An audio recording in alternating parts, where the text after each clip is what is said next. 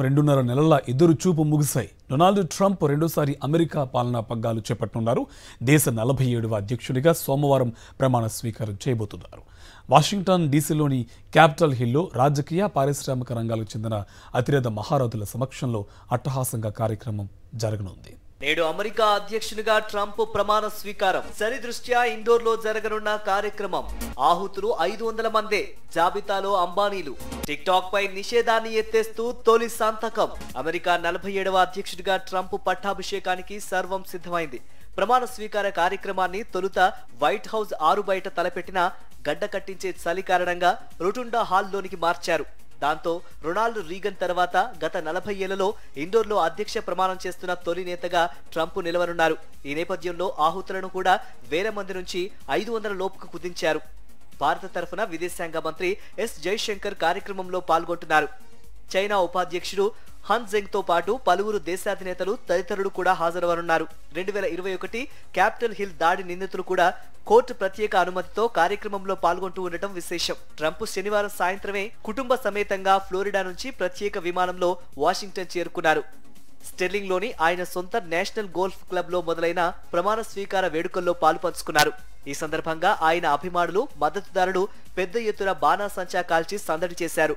అనంతరం కాబోయే ఉపాధ్యక్షుడు జేడీ వాన్స్, ఆయన సతీమణి ఉషా చిల్లకూరితో కలిసి విందు కార్యక్రమంలో పాల్గొన్నారు. రెండోసారి పగ్గాలు చేపడుతూనే ట్రంప్ తనదైన శైలిలో దూకుడు కనబరచనున్నారు. పాలనా పగ్గాలు చేపట్టిన తొలి రోజే టిక్ టాక్ పై నిషేధాన్ని తాత్కాలికంగా ఎత్తివేయనున్నట్లు ఆయన ఆదివారం ప్రకటించారు. అంతేకాక ఏకంగా 100కు పైగా అధికారిక ఉత్తర్వులు జారీ చేయబోతున్నారు. నవంబర్ 5న జరిగిన అధ్యక్ష ఎన్నికల్లో డెమోక్రటిక్ అభ్యర్థి ఉపాధ్యక్షురాలు కమలా హ్యారిస్ ను ట్రంప్ ఓడించడం తెలిసిందే. ఆయన 2017 నుంచి 21 మధ్య తొలి దఫా అమెరికా అధ్యక్షునిగా పనిచేశారు. ట్రంప్ అభిమానులకు పోటీగా ఆయన వ్యతిరేకులు కూడా శనివారం నుంచే వైట్ హౌస్ ముందు నిరసనలతో హోరెత్తిస్తున్నారు. ప్రపంచ కుబేరుడు, వ్యాపార దిగ్గజాలు Elon Musk, Mark Zuckerberg, Jeff Bezos, Mukesh Ambani దంపతులు తదితరులు ప్రమాణ స్వీకార కార్యక్రమంలో పాల్గొంటున్నారు. అంబానీ దంపతులు శనివారం రాత్రే ట్రంప్ తో ప్రత్యేకంగా భేటీ అయ్యారు. అనంతరం ఆయనతో పాటు క్యాండిల్ లైట్ డిన్నర్ లో పాల్గొన్నారు.